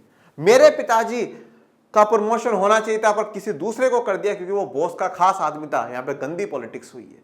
हमने पॉलिटिक्स, राजनीति को क्या कर दिया, जहां पर गलत काम होता है वहां पे राजनीति, जहां पर भी गलत काम होगा वहां राजनीति। तो क्या सच्चे मायनों में यही राजनीति है? कहीं घोटाला हो जाता हम कहते हैं राजनीति है, कहीं भ्रष्टाचार हुआ हमने कह दिया राजनीति है। मतलब हमने सीधी सी बात यह है, जो भी गलत काम होता है कहीं पर भी हमने उसको राजनीति से जोड़ दिया है, पॉलिटिक्स से जोड़ दिया है। सवाल यह आता है कि क्या सच में ये पॉलिटिक्स है? नहीं, ये पॉलिटिक्स नहीं। जैसा हम सोचते हैं क्या ये वैसी पॉलिटिक्स नहीं। और यही कारण है कि आज अधिकतर घरों में अपने जो माँ बाप हैं अपने बच्चों को क्या कहते हैं कि बेटा राजनीति से दूर रहियो। राजनीति क्या है? कीचड़ है बेटा, कीचड़, कीचड़ से बचकर कर रहियो। क्यों? क्योंकि हमने सच में राजनीति की छवि एक ऐसी बना ली कि जहां गलत काम हो वही राजनीति है। पर सही मायनों में क्या पॉलिटिक्स है वो हम जानेंगे। और क्या आप और मैं राजनीति का हिस्सा है या नहीं है? क्या आप और मैं राजनीति में भागीदारी दे रहे हैं या नहीं है? और अगर जैसा हम सोचते हैं कि राजनीति एक गंदी चीज है और फिर अगर हम दोनों, आप और मैं, भागी दे रहे मतलब हम भी खराब है, और जो सच में किताब पढ़ा रही है और अगर वहां हम राजनीति में भागीदारी दे रहे हैं मतलब हम सही है, और अगर नहीं दे रहे हैं तो फिर गलत बात है, हमें राजनीति में भागीदारी देनी चाहिए। पर उसके लिए पहली बात तो यह है कि हम जाने कि राजनीति क्या है। और उससे भी बड़ी महत्वपूर्ण बात यह है कि जो आपने आज तक ये सोच रखा था कि राजनीति गंदी है, कीचड़ का नाम राजनीति है, इस तथ्य को बाहर निकाल करके फेंक दीजिएगा। क्योंकि दिमाग में जब तक ही अच्छी चीज जाती है जब कुछ बुरी पहले बाहर निकल जाती है। जीरो हो जाइए, शून्य हो जाइए और शून्य होकर करके पढ़िए कि एग्जैक्टली राजनीति क्या है। लोग राजनीति के बारे में अलग अलग राय रखते हैं। अब देखो, सबके अपने अपने विचार है, कोई कुछ सोचता है, कोई कुछ सोचता है। तो ऐसे राजनीति है, राजनीति के बारे में भी है ना, सबकी अलग अलग राय है, अलग अलग विचार है। कुछ लोग तो जैसे मैं बताऊं आपको राजनीति के लिए क्या कहते हैं। नीति का मतलब क्या होता है? पॉलिसी। ठीक है भाई, कुछ भी जो काम होता है उसके लिए पॉलिसी बनाई जाती है, सब ये ऐसा ऐसा होगा, ये ऐसा होगा। मतलब राजनीति के लिए कुछ लोग क्या कहते हैं? राज करने वाली जो नीति है, ऐसी पॉलिसी जिसमें राज करा जाए। एक बार चुनाव लड़ लिए भैया, विधायक सांसद बन गए, राज ही राज है, मौज है भैया। एक बार चुनाव जीत जाओ, सरपंच बन जाओ, पार्षद बन जाओ, राज ही राज है। तो राजनीति को कैसा कर दिया कि राज करने वाली, मजे करने वाली जो नीति है, जो पॉलिसी, उसको राजनीति कहते हैं। ऐसा कुछ लोग मानते हैं, सोचते हैं। तो लोग राजनीति के बारे में अलग अलग राय रखते हैं। क्या रखते हैं? राजनेता और चुनाव लड़ने वाले लोग अथवा राजनीतिक पदाधिकारी। अब देखो, जो राजनेता है, जो पॉलिटिशियंस है, चाहे आज किसी भी पार्टी के पॉलिटिशियंस को देख लीजिए, कोई भी जो पॉलिटिशियन है जो चुनाव लड़ता है या किसी राजनीतिक पदाधिकारी मतलब किसी पार्टी का अध्यक्ष है या विधायक है या सांसद है, मंत्री है, इस प्रकार से। तो पदाधिकारी का मतलब क्या होता है? किसी पद का अधिकारी है, मतलब वो उस पद पर, उस पोस्ट पर बैठा हुआ है। जैसे मान लीजिए कोई मंत्री है तो वो उस, जैसे मान लीजिए स्वास्थ्य मंत्री, तो अब वो स्वास्थ्य मंत्री के पद पर बैठा हुआ वो मंत्री है। तो राजनेता हो गए, चुनाव लड़ने वाले हो गए, ये हमेशा आपको क्या कहेंगे? आप कहोगे कि सर ये करना है, ये करना। अजी नहीं नहीं नहीं नहीं मालिक, मालिक कैसी बात कर रहे हो? हम तो सेवक हैं आपके, आदेश करो, आदेश करो, आदेश करो, आदेश करो। तो क्या क्या कहेंगे हमेशा? हम तो जन सेवा के लिए आ रहे, जन मतलब जनता, और उनकी सेवा करने आ रहे, हम मालिक नहीं है साहब, हम तो सेवक है, सेवक है। तो चुनाव लड़ने वाले राजनेता जो हैं, पदाधिकारी हैं, ये लोग क्या कहेंगे? हम तो सेवक हैं, हम राजनीति में सुख भोगने नहीं आ रहे हैं, हम तो जनता की सेवा करने आ रहे हैं साहब। राजनीति का अर्थ क्या है? राजनीति का अर्थ यही है कि हम जनता की सेवा करने आए। ये कौन सोचता है? ये जो चुनाव लड़ते हैं, जो राजनेता है, जो पोस्ट पे बैठे हैं, ऐसे लोग ये क्या कहते हैं कि साहब हम तो जन सेवा के लिए हैं, हम तो जनता की सेवा करने के लिए। जब जब तक चुनाव का माहौल चलता है जरूर कहते हैं कि हम जनता की सेवा के लिए, पर बाद में जनता को दिखते ही नहीं है। कुछ ऐसे हैं जो बहुत बेहतर है, जो जनता के बीच में समय समय पर आते हैं, उनकी समस्याओं का समाधान करते हैं, और जो जनता की समस्या का समाधान करता है उनको जरूर जनता सराखों पर बिठा करके रखती है, फिर 5 साल बाद जिताती है, फिर 5 साल बाद वापस जिताती है, जिताती जाती ही है। तो जो राजनेता जो चुनाव में इन्वॉल्व है वो तो ये कहते हैं कि राजनीति का मतलब क्या है? जन सेवा है, जनता की सेवा करना है। अन्य लोग, अब जो बाकी लोग हैं जो ना तो चुनाव लड़ रहे हैं, ना राजनेता है, पॉलिटिशियन भी नहीं है, ना किसी ऐसा मंत्री के पद पे या किसी पार्टी के अध्यक्ष उपाध्यक्ष ऐसे पदों पर भी नहीं बैठे हुए, वो लोग क्या सोचते हैं? मतलब आप और मेरे जैसे सामान्य लोग हैं वो क्या सोचते हैं? राजनीति को दाव पेच से जोड़ते हैं तथा आवश्यकताओं और महत्वाकांक्षाओं को पूरा करने के कुचक्र में लगे रहते हैं। तो राजनीति को किससे जोड़ा जाता है? दाव पेच से जोड़ा जाता है। दाव पेच का मतलब क्या होता है? उसने ये काम करा, अरे भैया उसके इस काम को हटाने के लिए चाहे मुझे कुछ भी करना पड़े मैं ये करूंगा। मतलब दाव पेच का मतलब होता है पूरा अपना जोर लगा देना उसको ये हटाने के लिए और मेरा काम बन जाए। तो दाव पेच से जोड़ते हैं। आवश्यकता और महत्वाकांक्षाओं को पूरा करने में जो कुचक्र में लगे रहते हैं, मतलब जो अपनी जरूरतों को, अपनी इच्छाओं को पूरा करने के लिए जो गलत चक्र है, तो गलत तरीके से अपनी आवश्यकताओं, जरूरतों को पूरा करते हैं, ऐसी चीज को राजनीति से जोड़ते हैं। मतलब सारे जो गलत काम है, उन गलत काम को किससे जोड़ दिया गया है? राजनीति। राजनीति बराबर गलत काम, ये कर दिया गया है। जैसा कि हमारे घर पे सिखाया जाता है, अपने सबके घर पे, राजनीति क्या है? कीचड़, तो राजनीति बराबर कीचड़ कर दिया गया है। राजनीति वही है जो राजनेता करते हैं। अब राजनीति तो वही है जो राजनेता करते हैं, तो अब लोग क्या सोचते हैं? हाँ हाँ, आओ नेताजी आओ, अब भी तो कह रहे हो जनता के सेवक को, पर देखो चुनाव खत्म हुआ, आप दिखोगे नहीं। तो राजनेता यही कर रहा है कि इसको बोला हाँ साहब हम ऐसा कर देंगे, हम वैसा कर देंगे, हम वैसा कर देंगे, वो दिखते ही नहीं। तो राजनीति वही है जो राजनेता करते हैं, पॉलिटिशियन जो कर रहे हैं। अपने स्वार्थ को साधने में लगे लोगों को देखते हैं, और जो व्यक्ति अपने स्वार्थ को, ठीक है, जो अपना काम है उसको साधने, उसको पूरा करने में लगे रहते हैं, ठीक है। जैसे कि अब स्वार्थ साधने का क्या है? जैसे मान लीजिए एक कंपनी में एक बॉस है, दो व्यक्तियों को प्रमोशन का मौका पर एक का ही होना है।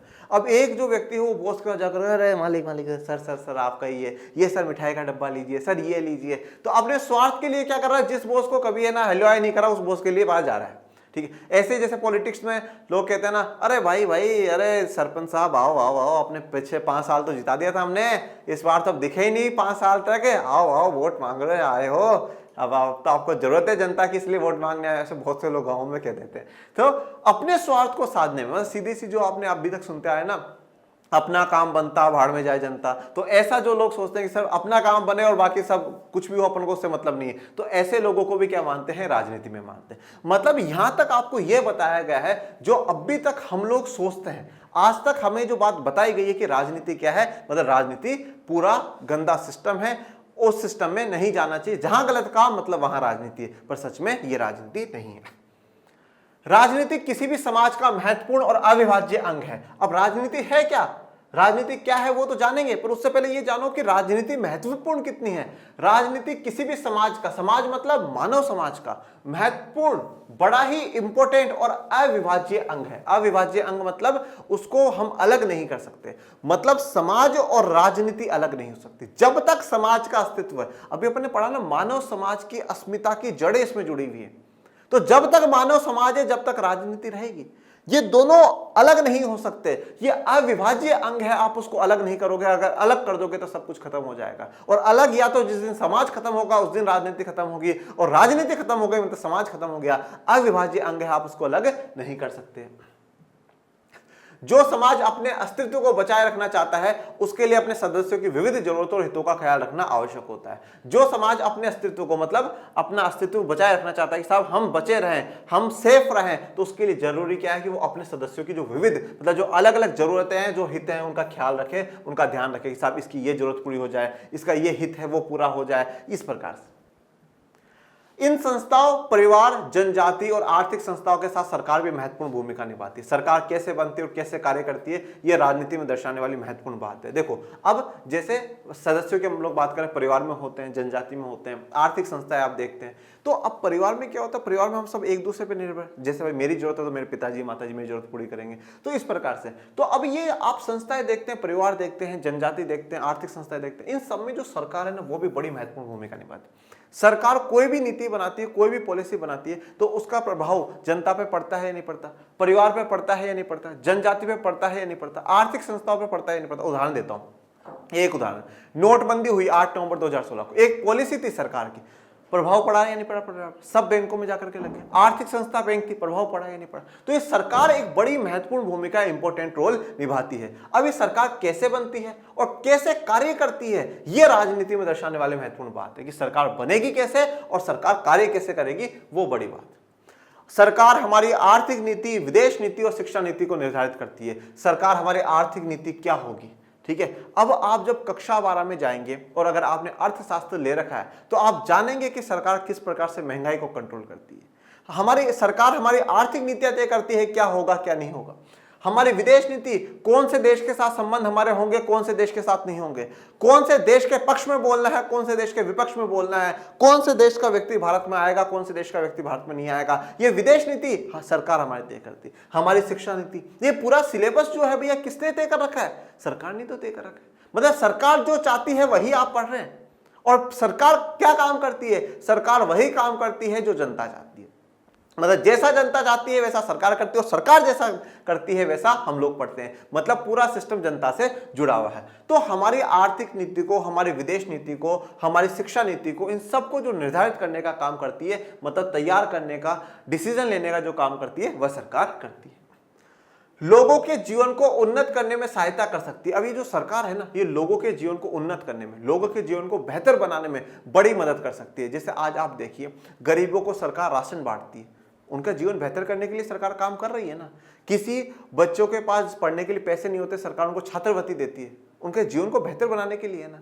आज गरीब बच्चों के पास प्राइवेट स्कूल में पढ़ने जितनी क्षमता नहीं है, सरकारी स्कूल खोले ना जीवन बेहतर बनाने के लिए, सरकारी हॉस्पिटल खोले ना कि स्वास्थ्य को बेहतर रखने के लिए। अब तो काफी सरकारी हॉस्पिटलों में दवाएं भी फ्री कर दी, जांच भी फ्री कर दी।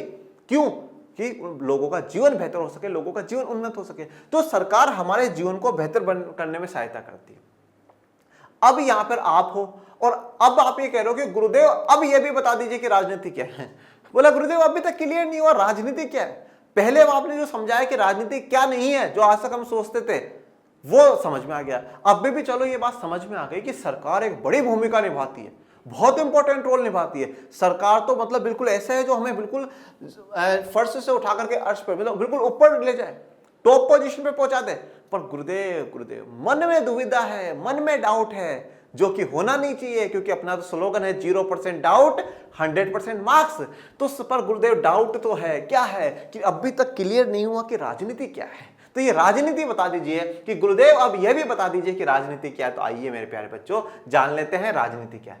राजनीति का जन्म इस तथ्य से होता है कि हमारे और हमारे समाज के लिए क्या उचित एवं वांछनीय है और क्या नहीं। तो राजनीति का जन्म और जो किस बात से होता है, इस बात से होता है कि हमारे समाज के लिए, मतलब मानव समाज के लिए क्या उचित है, मतलब क्या सही है, और क्या वांछनीय। वांछनीय का मतलब कि जो हम लोग चाहते हैं, क्या उचित है, क्या सही है और क्या हम चाहते हैं हमारे समाज के लिए, और क्या उचित नहीं है और क्या समाज में नहीं होना चाहिए। मतलब सीधी सी बात यह है, राजनीति का मतलब यह है कि हमारे समाज, मतलब मानव समाज के लिए, मतलब सीधे से तौर पे कहूं, हमारे लिए खुद के लिए क्या सही है, क्या गलत है, इस बात की राजनीति है।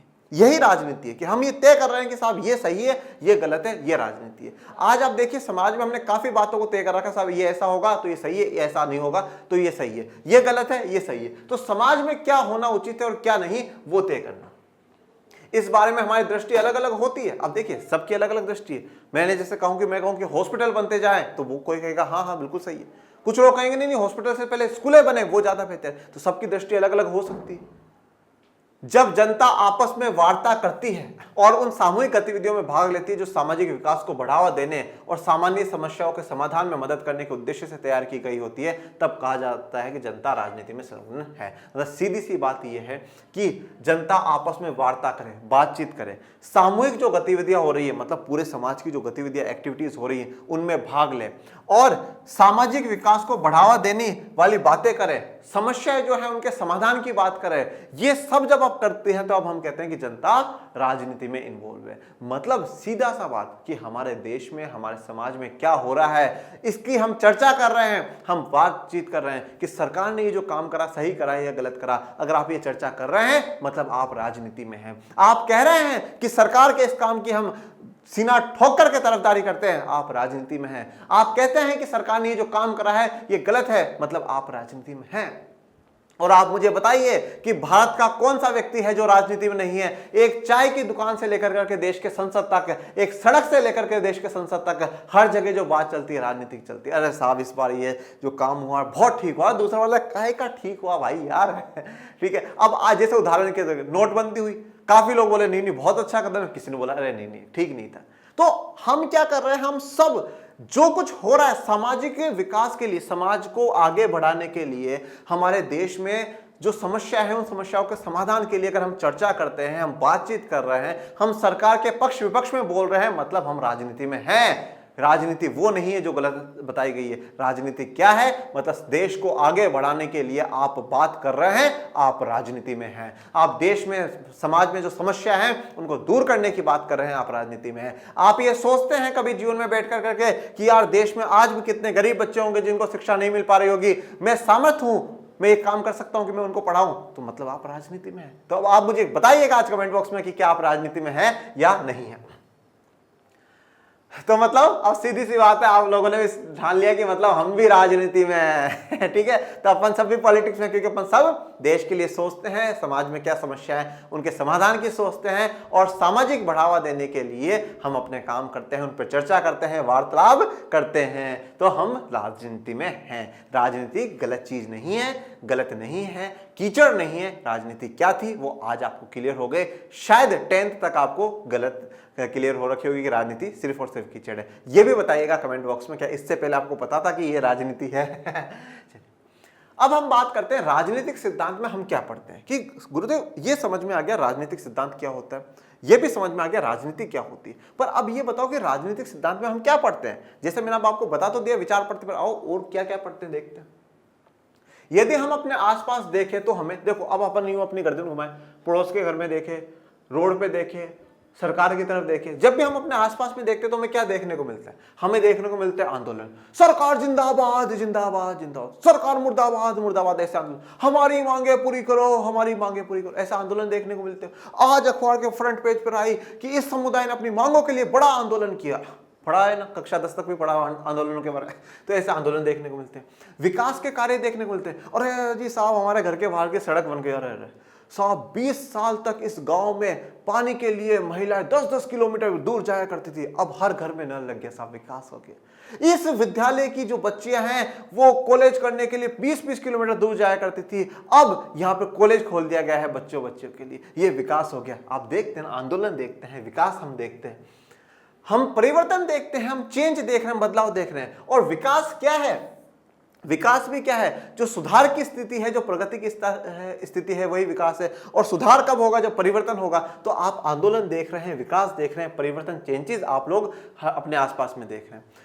निश्चित मूल्य और सिद्धांतों ने जनता को प्रोत्साहित किया और नीतियों को निर्देशित किया। अब कुछ निश्चित मूल्य हैं, कुछ ऐसे वैल्यूज हैं, कुछ ऐसे प्रिंसिपल, कुछ ऐसे सिद्धांत हैं जिन्होंने जनता को प्रोत्साहित किया है, मोटिवेट किया है और उन नीतियों को निर्देशित किया है। जैसे कि लोकतंत्र। ठीक है, आज ये हम लोगों ने ही तो देख रहा कि लोकतंत्र होना चाहिए। जब भारत की आज़ादी का आंदोलन चल रहा था तो हमारे महापुरुषों ने उसी समय सोच लिया था कि जिस दिन भारत आज़ाद होगा हम लोकतंत्र को, जनता की व्यवस्थाओं को अपनाएंगे। क्यों? क्योंकि ये जनता के मूल्य थे, जनता के सिद्धांत थे, जनता चाहते थे कि लोकतंत्र हो। ऐसी नीतियों को जनता ने निर्देशित किया है। स्वतंत्रता होनी चाहिए, हर व्यक्ति स्वतंत्रता चाहता है, हर व्यक्ति आज़ादी चाहता है, हर व्यक्ति समानता चाहता है। तो जैसे लोकतंत्र के लिए हमारे महापुरुषों ने आज़ादी के समय सोच लिया था, ऐसे ही दूसरी बात जो उन्होंने सोची वो सोची कि जब हम आजाद हो जाएंगे तो हम सबका विकास करेंगे। सबके विकास का मतलब हर व्यक्ति का विकास होगा, किसी एक विशेष वर्ग का, एक व्यक्ति का नहीं। मतलब हम सबको समानता के साथ लेकर करके विकास करेंगे। तो ये लोकतंत्र, स्वतंत्रता, समानता, ये सारी बातें, ये ऐसे मूल्य, ऐसे सिद्धांत लोगों के द्वारा तैयार हो रहे हैं, उनके द्वारा निर्देशित करे जा रहे हैं। और ऐसे ही विचारों को, ऐसे सिद्धांतों को कहां लिखा गया? संविधान में लिखा गया।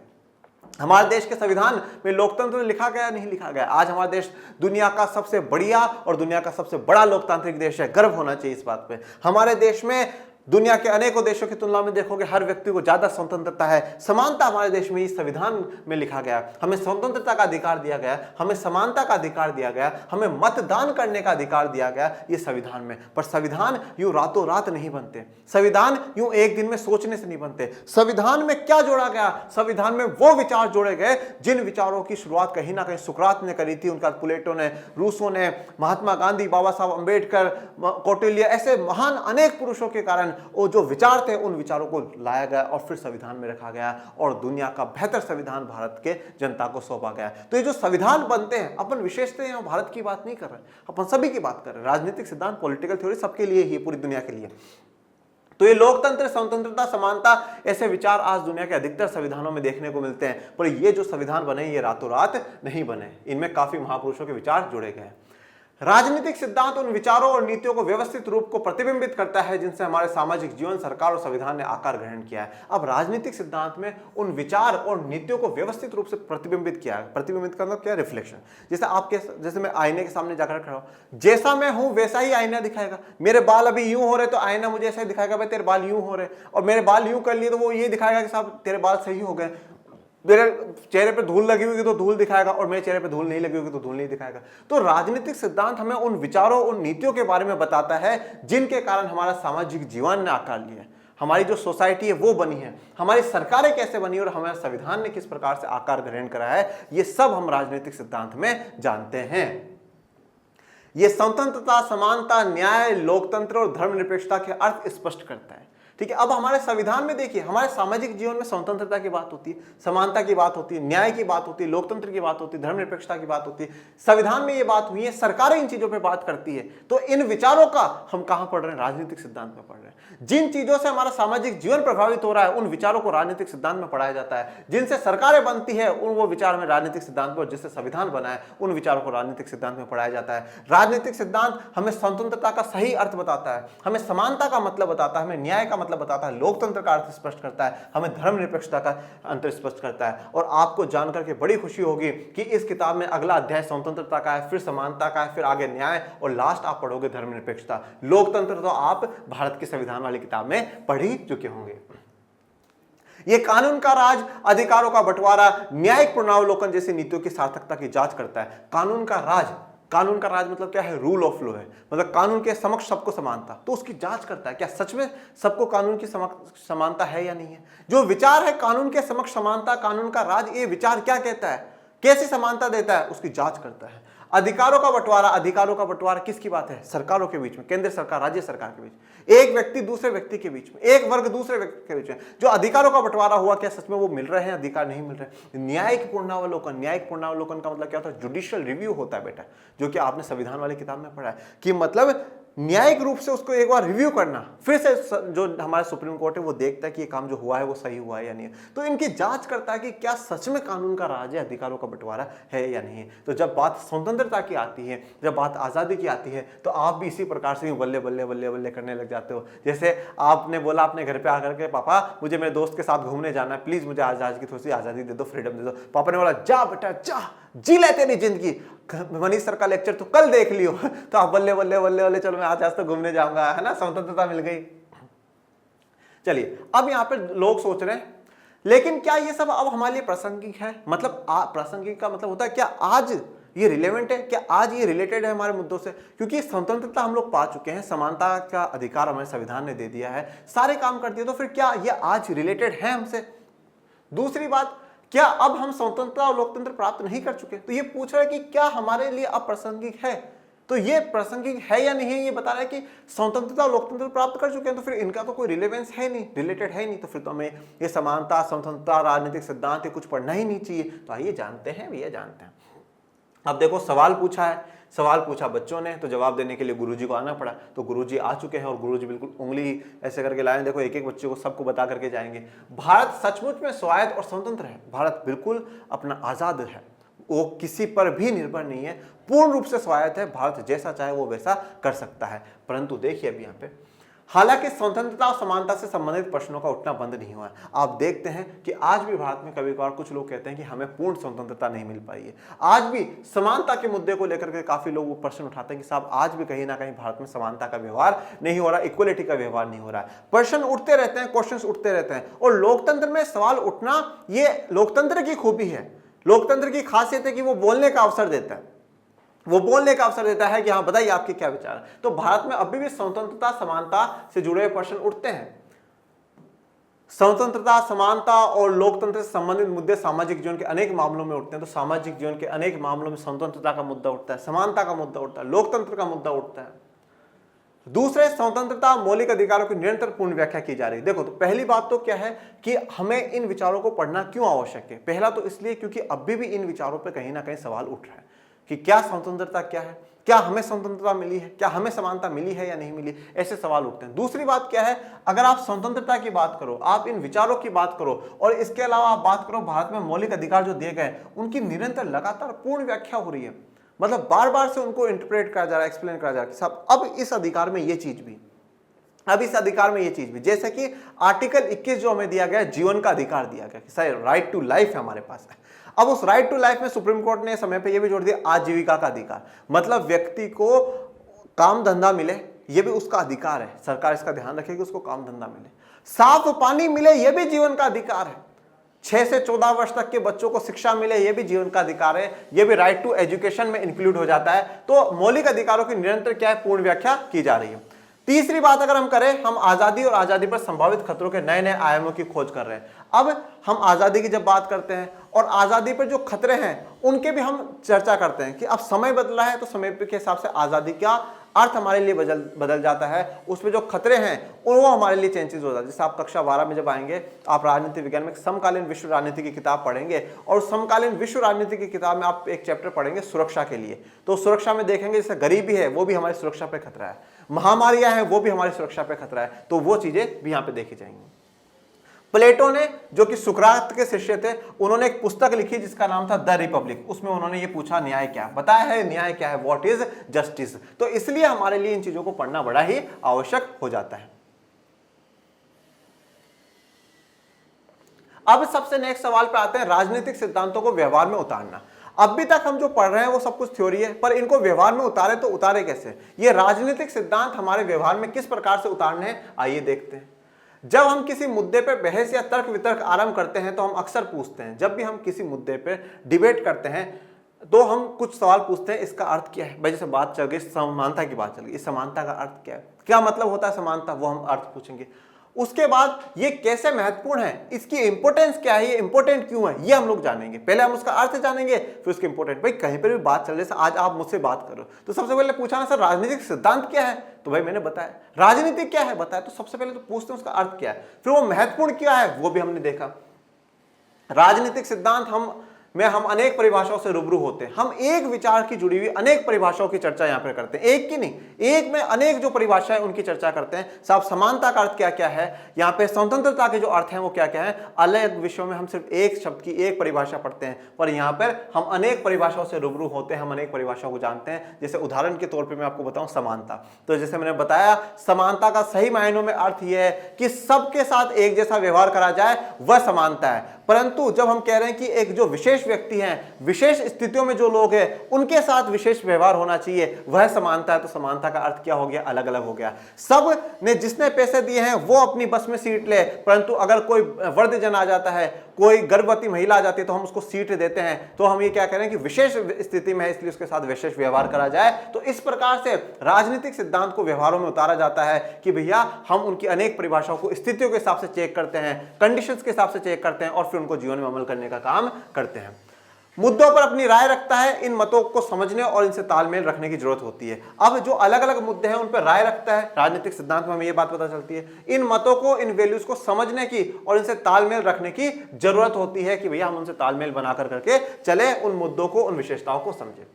अब हम आ जाते हैं हमारे लास्ट टॉपिक पर, जो है हमें राजनीतिक सिद्धांत क्यों पढ़ना चाहिए। लास्ट टॉपिक है, इससे यह है कि भैया हमारा राजनीतिक सिद्धांत हम पढ़े तो पढ़े क्यों पढ़ना चाहिए, क्या कारण है। अब आप बोलोगे मनीष सर आपने तो पढ़ा, आप तो टीचर थे इसलिए आपने पढ़ लिया। कोई पॉलिटिशियन है उसको पढ़ लेना चाहिए, जिसको डिबेट करनी हो उसको पढ़ लेना चाहिए, पर हम क्यों पढ़े, तो हमें राजनीतिक सिद्धांत क्यों पढ़ना चाहिए, आइए देखते हैं।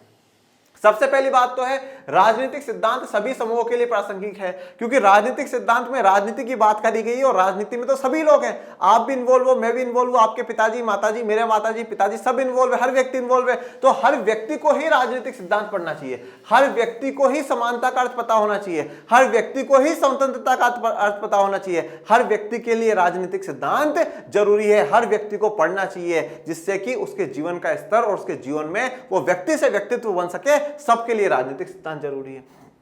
दूसरी बात यह है कि हम सभी मत देने और अन्य मसलों के फैसले करने के लिए अधिकार संपन्न नागरिक बनने जा रहे हैं। तो हम सभी मत देते हैं, वोट आप सभी देते हो, आप सभी फैसला करते हो अन्य मसलों पे, ये जो सही हुआ है या गलत हुआ है। आपके पास अनेकों अधिकार संपन्न आप नागरिक हो, तो सब पे आप तर्क संगत तरीके से सोच सको किसको वोट देना है, किसको नहीं देना, जो काम हो रहा है वो सही हुआ है या गलत हुआ है। इस प्रकार के लिए भी आपको राजनीतिक सिद्धांत पढ़ना जरूरी है। जब मान लीजिए आज मैं यहां खड़ा हूं और मुझे पता है कि ये समानता है, अब बिल्कुल हट्टा कट्टा व्यक्ति यहां से लाइन तोड़ करके चला जाए, मैं बोलूंगा भाई पीछे इनइक्वालिटी करना गलत बात है, पर उसी जगह वर्धजन आ गया तो मैंने भेज दिया अंकल आप तो जाइए, आप तो जाइए। तो ये क्या है, ये हमने पढ़ा कि हाँ नहीं यार सही बात है, को अंकल है उनको तो जाना ही चाहिए। पहले दायित्वपूर्ण कार्य निर्वहन राजनीतिक विचारों संस्थाओं की बुनियादी जानकारी हमारे लिए मददगार होती है। अगर दायित्वपूर्ण मतलब जो हमारे कर्तव्य हैं, उन कर्तव्यों को निर्वहन मतलब उनको पूरा करने के लिए ये जरूरी है कि हम जाने, कि राजनीतिक विचारों को जाने, उन संस्थाओं की बुनियादी जानकारी हमारे पास होनी चाहिए।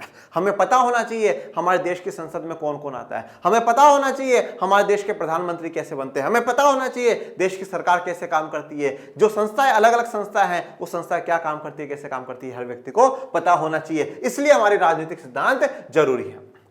आजादी, समानता और धर्मनिरपेक्षता हमारे जीवन के अमूर्त मसले नहीं है। ये ऐसे मुद्दे नहीं है जो हमें बिल्कुल भी टच नहीं करते। हमें तो भैया वो एक तरफ और हमें एक तरफ, हमें कोई फर्क नहीं पड़ता। आजादी से, समानता से, धर्मनिरपेक्षता से कोई फर्क नहीं पड़ता। आज स्कूलों में हम इन मुद्दों को सुनते हैं, स्कूलों में हम कहीं पर असमानता होते हुए देख सकते हैं, स्कूलों पर हम कहीं और मुद्दे देख सकते हैं, हम आस पड़ोस में देख सकते हैं। तो ये मुद्दे ऐसे नहीं जो हमारी लाइफ को प्रभाव नहीं कर रहे हैं, हमारी लाइफ को भी प्रभावित कर रहे हैं, हमारे जीवन को प्रभावित कर रहे हैं। तो इसलिए हमें इन मुद्दों के बारे में पता होना चाहिए। और मैं बड़े विश्वास के साथ कहता हूं बच्चों, इस किताब को पढ़ने के बाद आपकी जो सोच है, आपका जो नजरिया है, उसमें परिवर्तन आएगा। आप बड़ी चीजों को समझोगे। जैसे कि आज एक परिवर्तन आप लोगों के आया कि भैया राजनीति जिसे हम समझते थे वो राजनीति नहीं थी। तो राजनीति इसलिए पढ़ना जरूरी है, हर व्यक्ति के लिए पढ़ना जरूरी है, सबको पढ़नी चाहिए।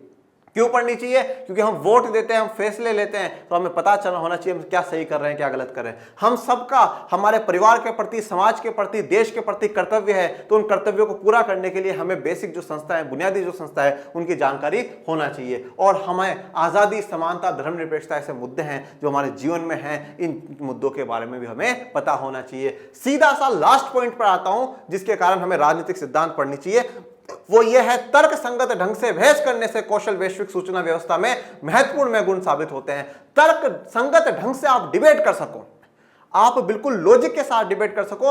हवा में बात नहीं, कुछ भी बोल दिया वो नहीं, आप पूरे अच्छे लॉजिक देकर के आप डिबेट कर सकते हो। सामने वाले व्यक्ति को बता सकते हो आप जो बोल रहे हो वो आप सही बोल रहे हो, गलत बोल रहे हो, पूरे प्रूफ दे सकते हो। ये समानता है, ये असमानता है, ये न्याय है, ये अन्याय है, ये धर्मनिरपेक्षता है, ये है, आप बता सकते हो। आप तर्क संगत बन सकते हो लॉजिक के साथ। जो हमें शुरुआत में पढ़ा ना, मनुष्य के पास विवेक होता है, पर उस विवेक का प्रयोग कुछ लोग ही करते हैं। अगर आप राजनीतिक सिद्धांत पढ़ते हैं तो आप भी उस विवेक का सही से प्रयोग कर करके पूरी दुनिया के सामने विवेकशील बन सकते हो, इंटेलिजेंट बन सकते हो। आप दुनिया को बता सकते हो देखो ये समानता थी, मैंने बता दिया। लोग कहेंगे वाह वाह क्या विचार रखे हैं बच्चे ने, वाह वाह वाह बेहतरीन, मजा आ गया। और इस बात पे एक और मजा ये आ गया कि अपना चैप्टर खत्म हो गया है। बच्चों तो ऐसे बिल्कुल बले बले बले डांस कर लो आप लोग, क्योंकि अपना कोर्स भी खत्म हो चुका है, सॉरी चैप्टर है वो भी खत्म हो चुका है। और आपके लिए लर्निंग आर्ट्स का तो एप्लीकेशन है। तो बच्चों प्लीज इस पे कॉल करिएगा, इसकी पीडीएफ पाइएगा, हैंड रिटन नोट्स इस चैप्टर के पाइएगा। डाउट सॉल्विंग ग्रुप में जुड़ने के लिए, ऑब्जेक्टिव टेस्ट देने के लिए, अपने करियर को बेहतर बनाने के लिए जरूर और अभी की अभी इन 2 नंबर्स पे कॉल करें। और अब जो अगला चैप्टर हमारा होगा स्वतंत्रता, उसकी चर्चा करेंगे। पर आज के लिए इतना ही। आपको कोई भी डाउट, कोई भी समस्या हो तो कमेंट बॉक्स में मेंशन करिएगा और बताइएगा आज का वन शॉट कैसा लगा। और मैं मिलूंगा नेक्स्ट लेक्चर में, तब तक के लिए थैंक यू सो मच। जय हिंद, जय भारत।